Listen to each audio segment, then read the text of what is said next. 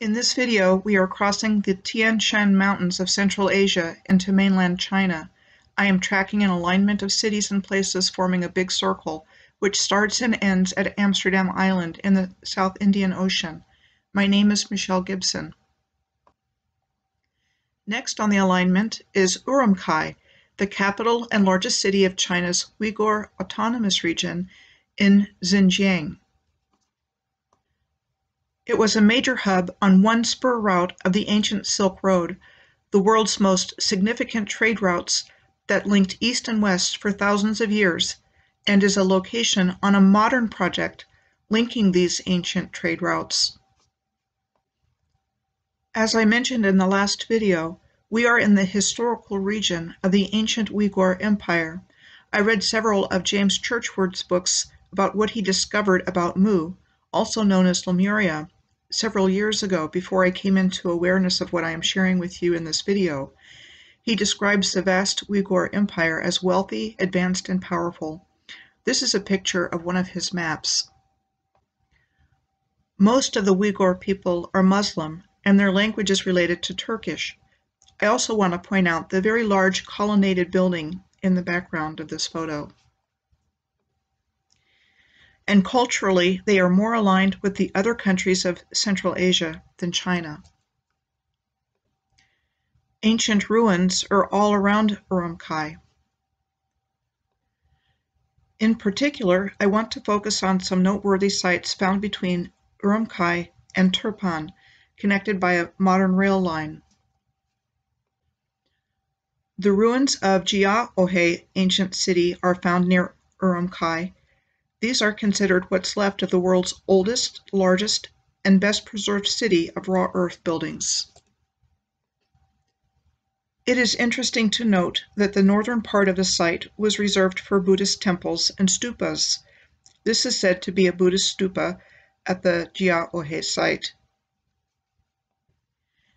Nearby, we find the Kara's water system in Bidar in the Turpan Basin. It is made up of a horizontal system of vertically dug wells linked to water canals that collect runoff from the nearby mountains. The canals channel water to the surface, taking advantage of gravity through a downward slope. The system has underground canals, dams, and wells, and is said to date back to 500 years ago. A centuries-old tunnel cut out of solid rock is nothing out of the ordinary, right? In Turpan, the tombs of Astana are ancient and considered a significant and protected national cultural relic, while the tombs are considered a communal cemetery for the region.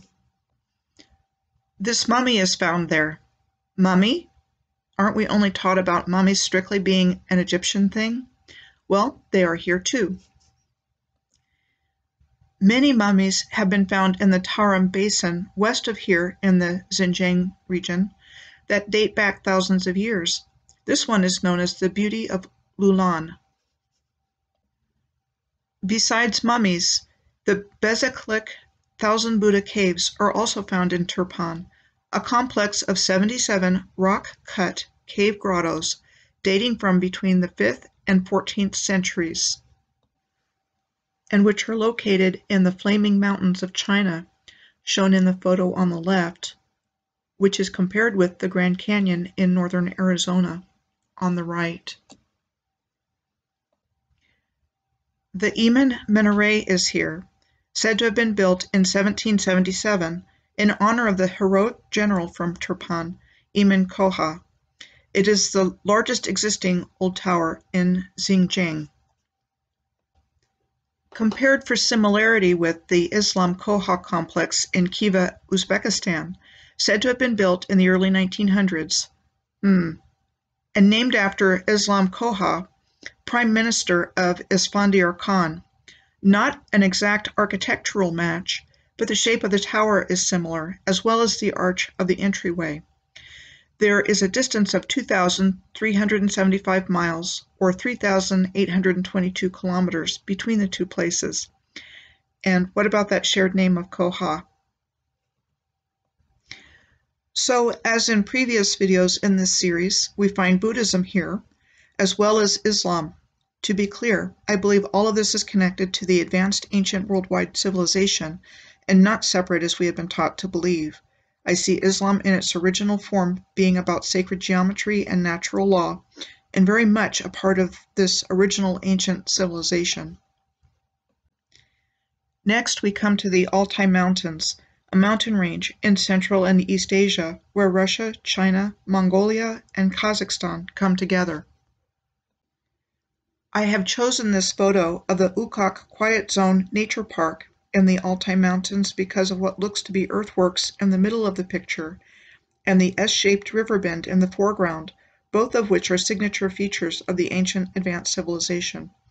It is sacred to the indigenous people of the region and part of a UNESCO World Heritage Site called the Golden Mountains of Altai, which includes in the Katun Nature Reserve in South Siberia both Lake Kucherla and Mount Belukha and Lake Teletskoye in the Altai Mountains in the Altai Republic of Russia. Notice the connecting heaven with earth effect displayed in some of the pictures here? Intentional or not, it is there and beautiful. This is a region with high plant diversity and is also the home of endangered species like the Altai Mountains snow leopard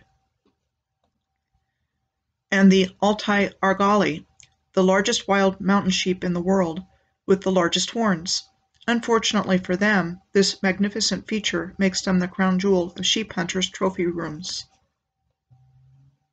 Next on the alignment, we come to the Gobi Desert in Mongolia, covering parts of northern and northwestern China and southern Mongolia.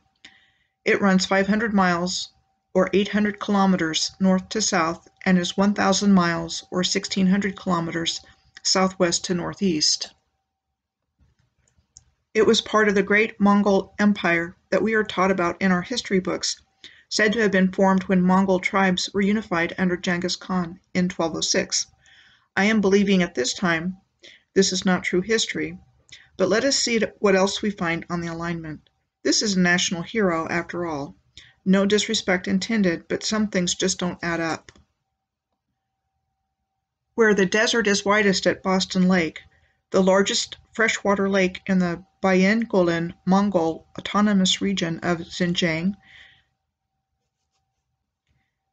it joins in a line with Lop Nor in the Uyghur Autonomous Region of Xinjiang, a former salt lake that is mostly dried up, and was a site of the Chinese nuclear weapons test base, with 4 nuclear testing zones at Lop Nor, starting in 1959, with H-bomb detonation in 1967, until 1996, with 45 nuclear tests conducted.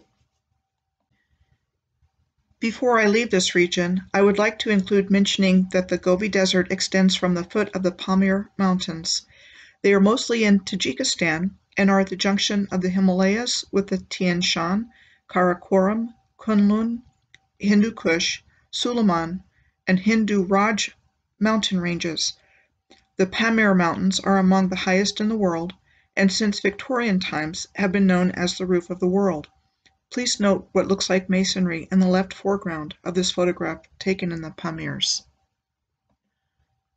Next on the alignment, we come to Sainshand, the capital of the Dornogovi province of Mongolia in the eastern Gobi Desert steppe, said to have been founded in 1931,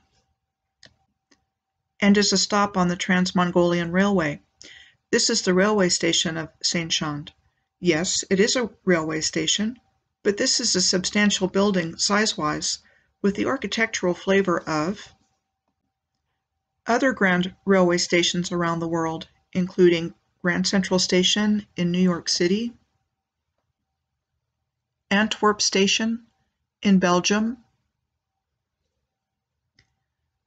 Helsinki Station in Finland, and aren't those statues strange for the historical times we have been taught in the middle of the station, and Madrid Station in Spain. Here is the restored Tibetan Buddhist monastery in Sainshand, called Khamar, spelled Khamar. There's that ubiquitous Kham or Kem found around the world. Originally said to be founded in 1820 as a Red Hat lineage center of Buddhist monasticism, culture, and education in Mongolia, because of the spiritual energy fostered by the Gobi Desert, it grew to have 80 temples and 5,000 monks. It was destroyed in 1937 as part of Stalinist purges in Mongolia, and was restored after the 1990 Democratic Revolution in Mongolia. Compared with this picture of the Buddhanath Stupa in Kathmandu, Nepal prior to the 2015 earthquake, it has since been renovated, but this is a very holy site for Tibetan Buddhism. Explain it in whatever way resonates with you. There is a 1,810-mile or 2,912-kilometer distance between these two places. And from what I understand, Buddhanath is associated with the Red Hat lineage as well, since Dilgo Khyentse Rinpoche, head of the Red Hat lineage from 1987 to 1991, founded a Red Hat lineage monastery in Kathmandu at Sainshand Monastery in 1980. These are among my head-scratching moments as I have been on this journey. I have much more clarity now, but if you are seeing this for the first time, Tibetan Buddhism, and perhaps more accurately, the ancient practices of Bonpo, is all over this part of the world. I will stop here and in the next video pick up the alignment in the Inner Mongolia Autonomous Region of China.